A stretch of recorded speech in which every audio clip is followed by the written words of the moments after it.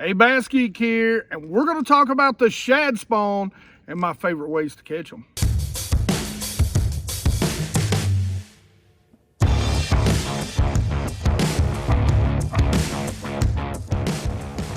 Make sure you do me two favors. Remember, we put out new videos at 5 p.m. Eastern Standard Time every Sunday and Wednesday. Remember that. So make sure you're tuning in every Sunday and Wednesday. If you're not getting those notifications, make sure you go out and ring that bell. Make sure you go out, if for some reason it unsubscribes you or you're not getting them, go out and actually unsubscribe, resubscribe, ring that bell so you get those notifications. Guys, every Sunday and Wednesday, 5 p.m. Eastern Standard Time. All right? All right. So let's talk about the shad spawn. What is it? When does it happen? Why do I love to fish it? Because it is a blast to fish. So shad, generally, where I live, will begin to spawn. I'm going to give it a pretty wide range because I've seen some pretty wide ranges. Generally, that 70-ish mark is where they'll go, okay? But I've seen them start spawning as early as the water temps around that above, we'll just say above 65. So 65 to 72, I've seen shad spawning. That 70-ish mark, but a better indicator of it really is after the bass come off the beds.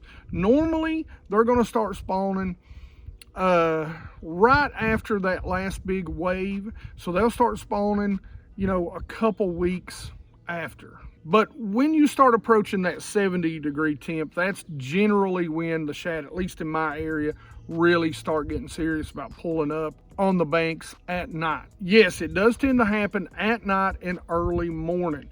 So you need to be out there on the water as soon as you can get out there while the light is still low. If you get lucky and you get a little bit of chop and a little bit of cloud cover, it's going to last a little bit longer into the day. The areas you want to look for is hard bottom or hard anything.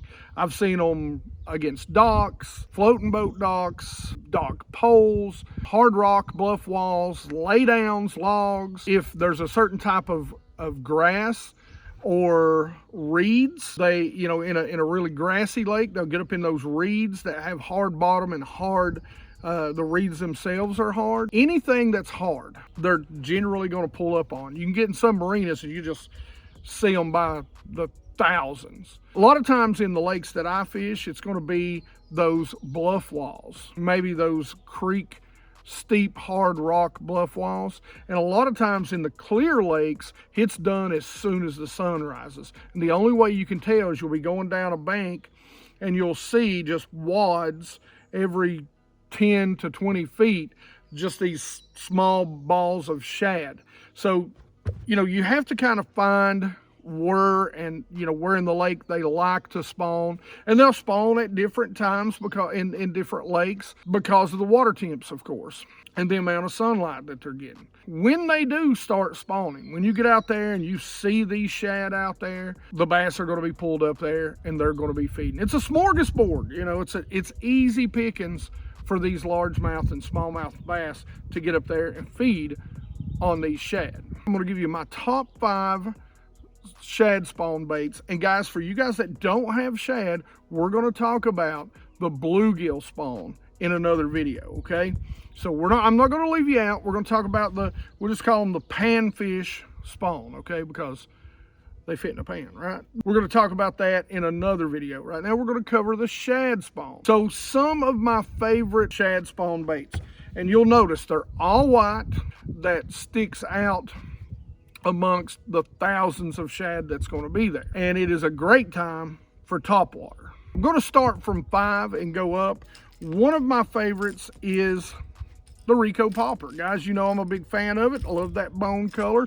Any sort of bone color popper is going to work.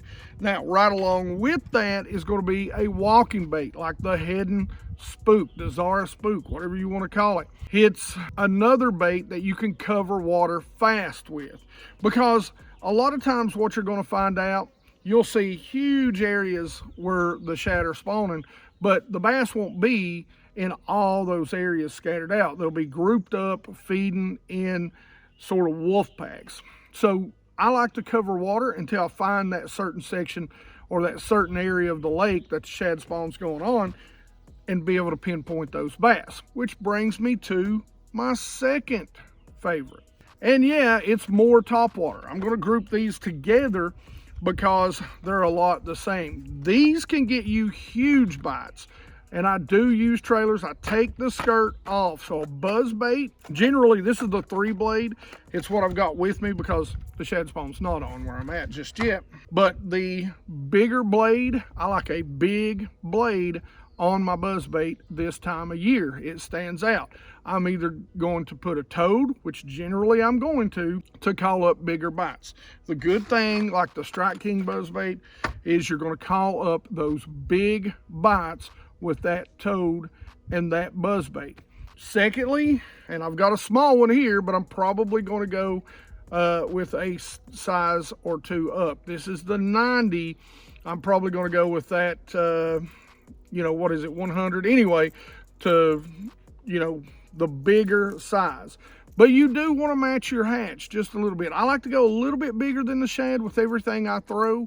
That is a little secret of mine. I like to go a little bit bigger. But again, a whopper plopper, and what I like about a whopper plopper is this time of year, the retrieve, I like to rip it. So you get this rip action with it, and you can see it just like shad fluttering on the top. There it is. You pause it for a minute and you rip it again.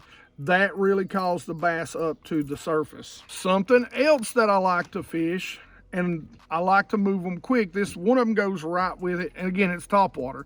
It's a great time for topwater, is like this, popping, rattling toad. I like the rattles in it this time of year, and it's also popping, so it's spitting like those shad jumping, like something's chasing them.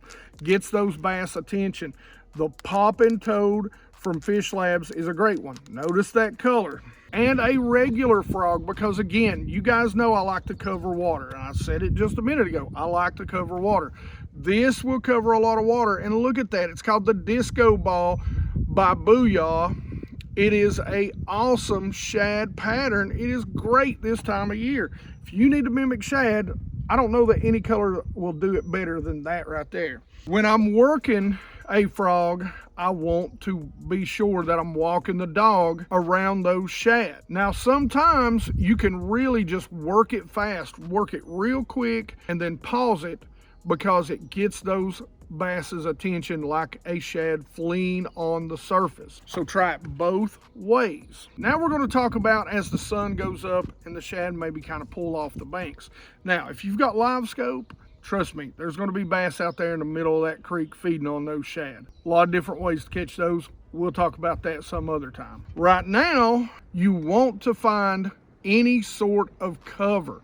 You can do this in the morning, if there's logs, if there's laydowns, if there's not, and you just toss it right in the middle of the shad. But that's when the Tennessee two-step and this little bait right here comes into play. As the sun gets up, the bass are going to go into those trees close by. They're not going to leave those shad because they know they're going to pull right back to the bank the following night. So those bass are going to go pull into some laydowns, to some sort of overhead cover, whether it be boat docks or marinas, such and such and such, right? So that's when the Tennessee two-step.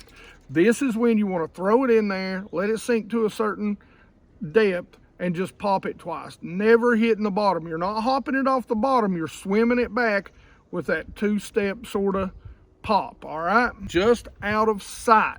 Last but not least is a spinner bait. Guys, the spinner bait is an all-day deal when it comes to the shad spawn. Now, something that I like to do, a couple of tweaks. You hear me talk about blade colors all day. Earlier in the morning, if you're actually throwing this spinner bait up in to the shad, one of the things that I love to do is go with a white blade. Another thing that I love to do, and this is the only time, rarely do I fish trailers on a spinnerbait, rarely, but I put a white grub on the back because it gives it a nice little tail, helps it stand out. White blades, when the sun is still down, the sun is still low, and you're fishing right in the huge schools as they're up against the bank. This is a great bait. Now, as the day goes on, if it's sunny like it is out here today, the very first thing I'm going to do is switch over to something a little more natural like this, little silver and those silver blades. And I'm going to leave that grub tail on there, but I may go with something like a sight flash, something that's got a little bit of translucency to it. And I'm going to fish those same boat docks, lay downs with this spinnerbait. All right, I know this is a short and sweet video, but hey, sometimes that's just how they roll. You know, we really didn't get into the, you know, rod reel setup and all that. You guys have seen a ton of those videos from me, and if not, go back and look on about every single bait. I've got some sort of rod reel line. Now, if you don't want to go back and look to see what rod reel and line setup I have, you can go to the description. Guys, they are affiliate links to most of these companies and to Tackle Warehouse. It does help the channel out. Please use those affiliate links when you're going to Tackle Warehouse. Jump down there in the description. It does help. Hit that subscribe button also. Hit that bell button. YouTube does not promote reel fishing. Okay, all my growth is coming from the shorts that I've been doing, so it really does help when you guys hit subscribe and watch on the regular. As always, questions, comments in the comment section below. Tell me what your favorite setup is for fishing the shad spawn. Like it if you like it. Don't forget to subscribe. Make sure you ring that bell so you get the notifications when these videos come out. And as always, you guys rock.